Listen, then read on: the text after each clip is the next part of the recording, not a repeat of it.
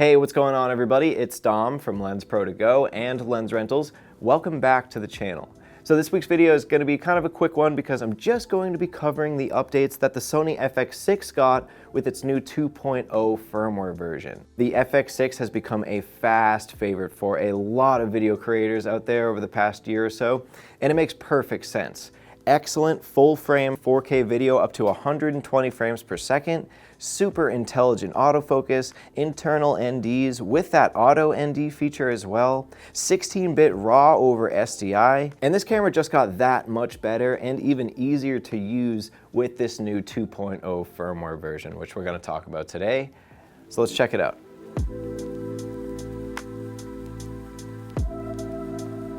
Okay, easily the biggest feature to come to the Sony FX6 from this 2.0 firmware update, you now get that RAW video over HDMI. And this is a big deal because although a BNC connection is quite a bit more secure, that really limited you in terms of the external recorders you could use to record that RAW video to. Now with this update, it makes much more sense to record out to like an Atomos Ninja V, which is a much more common operator's monitor, but also acts as an external recorder. RAW video, especially such high bit depth RAW video, is just one of those features that really drives home the professional aspect of this camera for me, especially separating it from like the FX3 or something like that. And it was able to do it before, but it's just so much more accessible now, and this is enough to make me want to like shoot a whole entire project on this camera, so we'll see. Okay, a couple of other cool things worth mentioning that the FX6 got from this 2.0 firmware update, but cache recording. Cache recording was a really cool feature on the FS5 and FS7,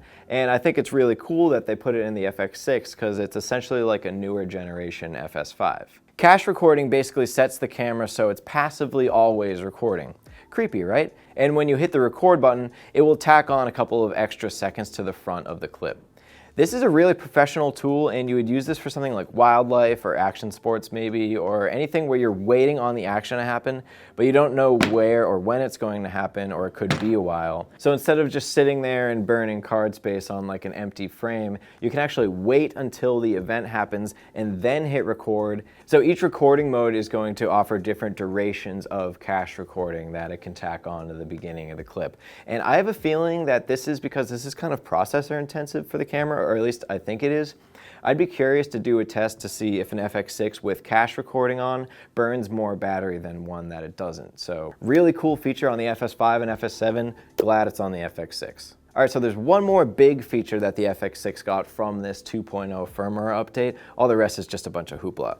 I'm just kidding, there's some other good stuff there, but this is like the last certified big update. You can now touch to focus using the kit LCD from the FX6, which is huge. This is a long-awaited feature too. I'm pretty sure this piece of info was available about the FX6 on release, except the only information on it was it's coming in a future firmware update. So here we are. And I only had to use this for like 5 seconds to determine that this works really well. It's very articulate, and this works so well because the FX6 already has a very advanced autofocus system, and this just works off of that. You can cancel the tracking right here in the top corner, and also any AF adjustments you make will apply here. If you're thinking it's too responsive or not responsive enough, those changes you make in the autofocus menu will reflect here as well. This is a really welcomed update for me because I'm already used to using touch to focus workflow with my Canon mirrorless cameras. I'm recording this on an R6. I use it on that all the time and the R5.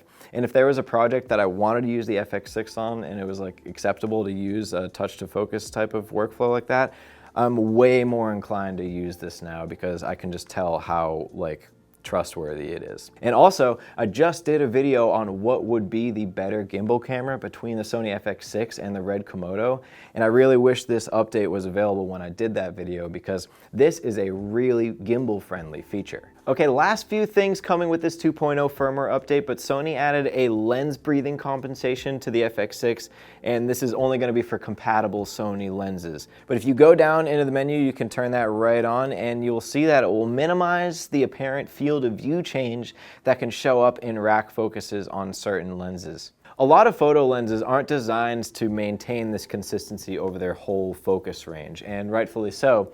This is something that's really especially noticeable in video and even more especially noticed in rack focuses. Bad focus breathing is considered to be a pretty jarring thing to happen in a video shot, and I know this is like a meme right now, but when you're talking about achieving a cinematic look rather than a video look, these are the types of things that make that difference, and that's why this is a very important characteristic in cinema lenses. You're paying all that money because you want them to have that cinematic characteristic as opposed to maybe like a video one. So this next thing is pretty interesting, and it's also like a programmed feature, sort of like that lens breathing compensation that they put in, but Sony also added a Bokeh Control function to the FX6.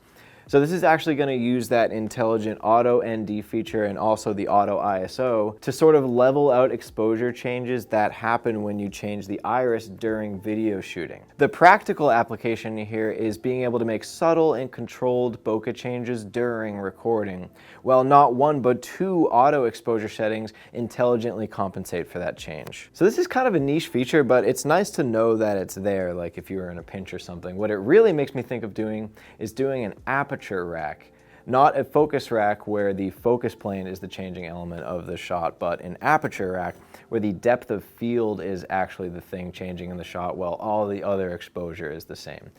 It is a really hard thing to pull off, but if you do it, there are some really cool uses in like cinema and TV and stuff. I know there's a really popular example in season 1 of Euphoria. Anyways, it's hard to pull off for a number of reasons. One being it's actually pretty technically hard to execute exposure-wise in the camera. So this Bokeh Control function is actually sort of barking up that tree and making that easier. So go wild with that one. All right, last thing I think that's worth mentioning from this 2.0 firmware upgrade for the Sony FX6 is now you can monitor up to 4 channels of audio from this main LCD screen here.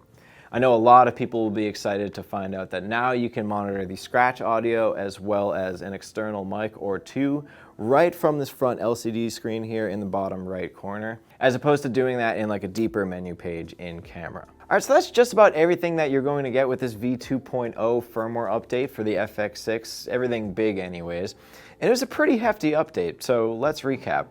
Raw video over HDMI, a cache recording function, touch to focus from the kit LCD, huge. A couple of programmed functions like the lens breathing compensation and also a Bokeh Control function, as well as audio monitoring for 4 channels from the main LCD screen right here. So like I said, pretty hefty update. So all in all, I'd say if you own an FX6, there's basically no reason why you wouldn't upgrade to the 2.0 firmware version.